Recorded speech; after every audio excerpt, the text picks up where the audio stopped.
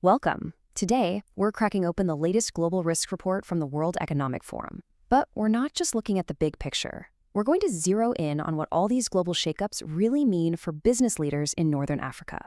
So, let's get right to it. All right, full transparency right up front. Our guide for this journey is the 21st edition of the World Economic Forum's Global Risks Report. We've gone through it with one goal in mind: to pull out the most relevant insights for anyone doing business in or with Northern Africa. And this report is a pretty big deal. For more than 20 years, it's been the go-to source, pulling together what over 1,300 experts from around the world are thinking.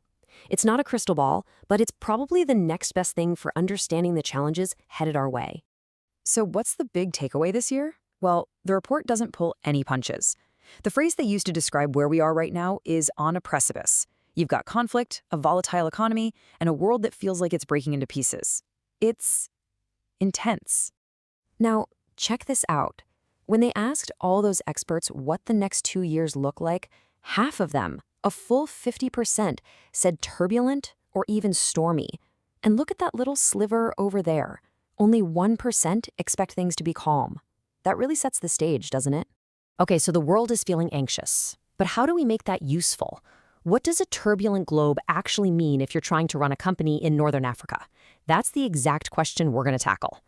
And this is where the report gets really smart.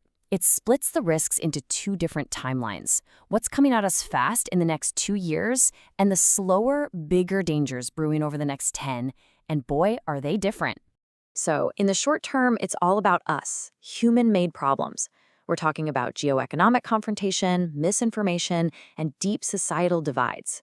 For a region like Northern Africa, which is so plugged into the global economy, these are the immediate storms you have to navigate. But then, zoom out 10 years. Suddenly, the picture completely changes. The biggest threats become environmental: extreme weather, the loss of biodiversity, massive changes to our planet.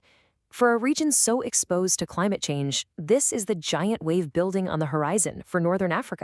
Okay, let's bring this down from 30,000 feet right to the ground floor.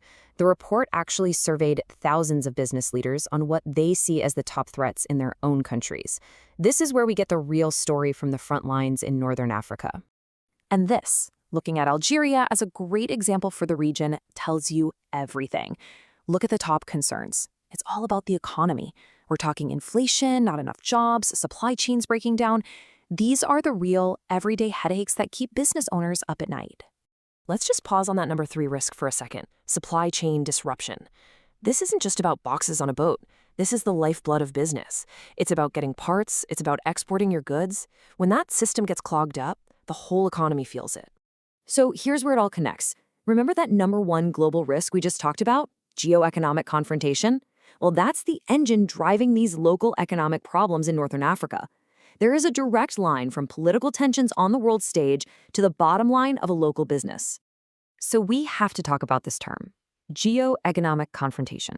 It sounds a bit academic, but trust me, it's the single most important concept shaping the business world right now. So what is it? Put simply, it's when countries start using their economic power as a weapon. Think sanctions, tariffs, blocking technology transfers. All done not just for economic reasons, but to win a political fight.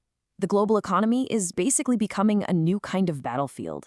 And you can see how this plays out, right? It leads to trade wars. It turns critical resources like energy and food into political leverage.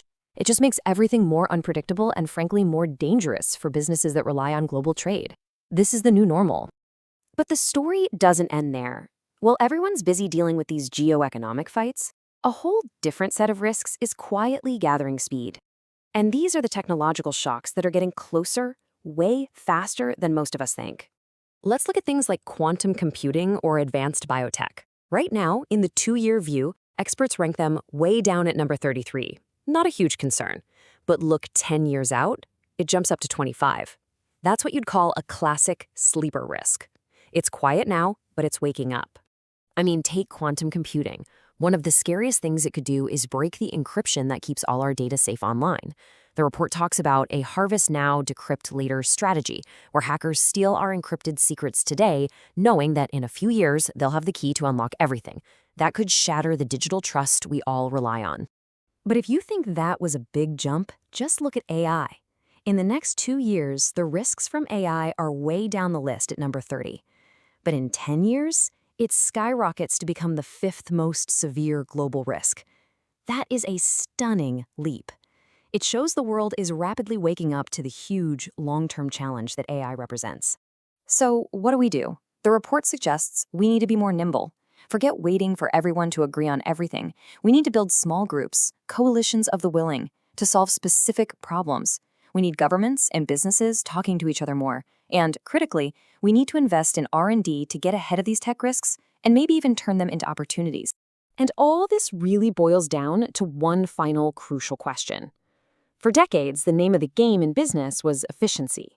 But in this new world of constant shocks and competition, that's not enough. The real question you have to ask is my strategy built to be resilient? Is it built to survive the storm? That's the challenge for all of us.